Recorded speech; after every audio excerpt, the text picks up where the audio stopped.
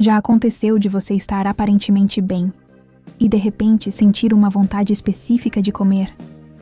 Não é fome real, é uma urgência direcionada, como se alguém tivesse apertado um botão invisível. A pergunta é: quem apertou? Porque a maioria das pessoas acha que simplesmente deu vontade, mas vontade não surge do nada, ela é ativada. E enquanto você não descobre o que ativa, vai continuar reagindo sem perceber. Talvez você não esteja lidando com falta de controle. Talvez esteja lidando com um sistema automático que ainda não foi investigado. Se você gosta desse tipo de abordagem mais estratégica e menos superficial sobre comportamento alimentar, já se inscreve no canal e deixa um like. Isso me ajuda a continuar trazendo conteúdos que vão além do tenha força e realmente mostram como o mecanismo funciona. Agora vamos desmontar esse botão. Existe um erro comum: acreditar que a vontade aparece do nada. Eu estava normal e simplesmente quis comer. Mas comportamento humano não funciona assim. Toda ação tem antecedente. Às vezes o antecedente é óbvio, às vezes é sutil. O problema é que você costuma perceber o impulso só quando ele já está forte. É como perceber que está com frio só depois que já está tremendo. A vontade tem um rastro, mas você não foi treinada a enxergar esse rastro. E quando você não identifica o início, o meio parece inevitável. Talvez você não precise lutar contra a vontade. Talvez precise aprender a reconhecer o momento exato em que o botão foi pressionado.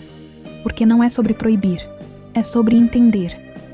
Se você sente que vive reagindo a impulsos que parecem surgir do nada, se percebe que só percebe quando já está no meio do comportamento, eu organizei uma ferramenta justamente para ajudar a mapear esse padrão com clareza e método.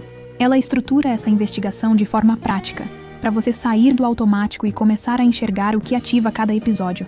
Se fizer sentido, ela está no primeiro comentário fixado. Agora vamos entender o que realmente pode estar apertando esse botão. Se vontade não surge do nada, então o que geralmente está apertando esse botão? Na prática, os disparadores costumam cair em 4 grandes grupos. E perceber isso muda completamente a forma como você reage. 1. Disparadores ambientais. Às vezes o botão não é interno, é externo. Você passa pela cozinha, sente o cheiro, vê o pacote aberto, senta no sofá. O mesmo sofá onde sempre come à noite. O cérebro associa ambiente com comportamento. Não é fraqueza, é repetição aprendida. Se durante meses ou anos você comeu sempre no mesmo contexto, aquele contexto vira sinal. Você não sente vontade porque está descontrolada. Você sente porque o ambiente virou gatilho condicionado. E o mais curioso, muitas vezes você não percebe que o cenário está participando da decisão. 2. Disparadores cognitivos. Às vezes não é o ambiente, é o pensamento. Um pensamento específico pode disparar comportamento. Exemplos comuns: hoje já saiu do plano mesmo. Eu mereço. Depois eu compenso. Só hoje. Percebe que não é fome? É narrativa interna. E narrativa interna gera ação.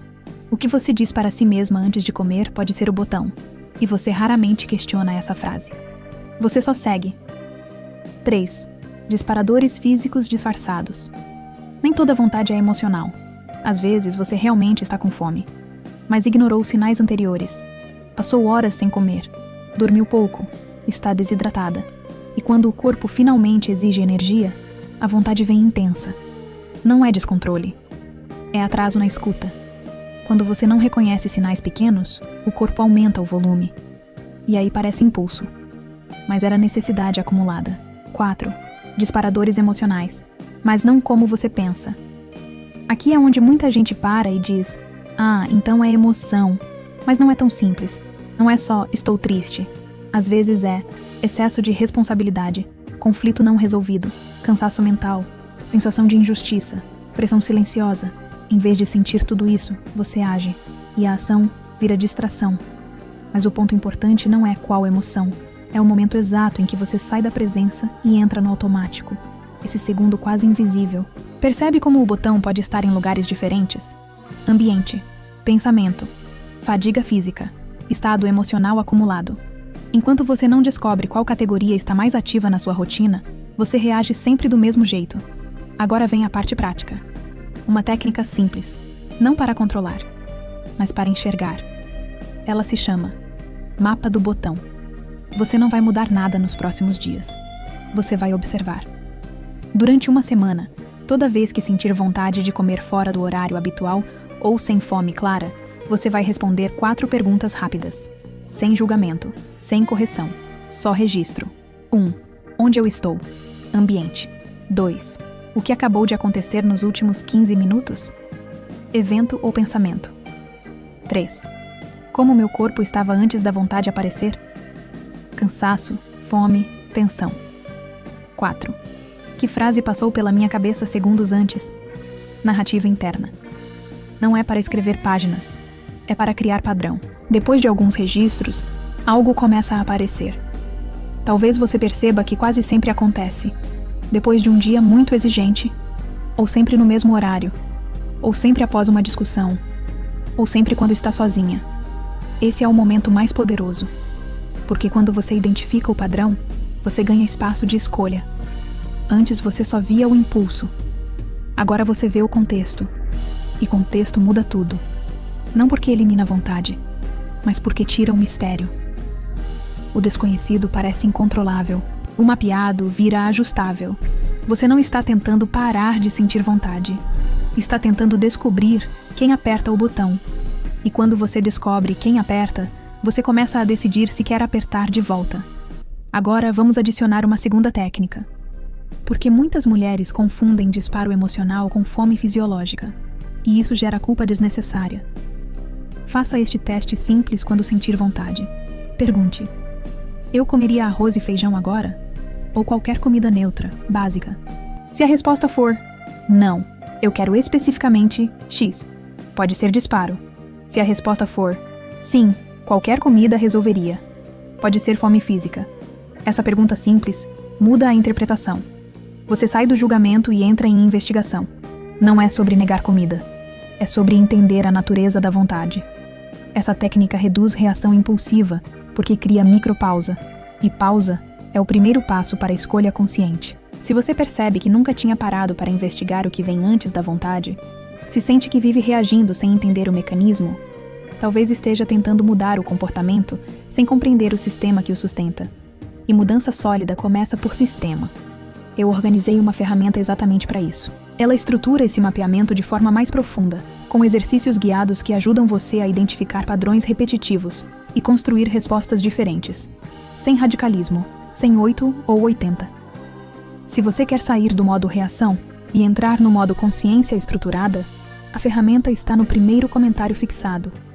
Ela foi criada para quem quer parar de se surpreender com o próprio impulso e começar a entendê-lo. Agora pensa comigo. E se a sua vontade de comer não for inimiga? E se ela for um sinal? Não um sinal de fraqueza, mas um sinal de padrão. Talvez você tenha tratado o impulso como defeito, quando ele pode ser um indicador. Indicador de ambiente repetido. Indicador de narrativa interna automática. Indicador de fadiga ignorada. Indicador de sobrecarga acumulada. O problema não é sentir vontade. O problema é não saber de onde ela vem, porque o desconhecido parece maior.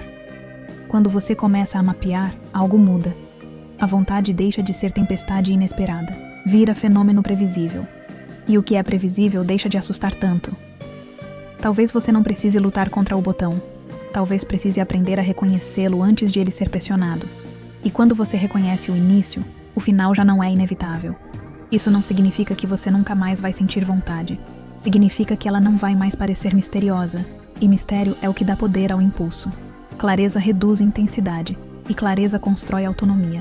Se esse tipo de abordagem mais estratégica te ajuda a entender o que acontece antes do comportamento, e não só durante, deixa um like e se inscreve no canal. Isso me ajuda a continuar criando conteúdos que não simplificam demais o que é complexo, mas também não complicam o que pode ser entendido. Talvez você não precise de mais controle. Talvez precise de mais compreensão. E compreensão começa quando você decide investigar, em vez de reagir. Porque o botão não está fora de você, mas também não está no vazio. Ele pode ser localizado. E o que pode ser localizado pode ser reorganizado.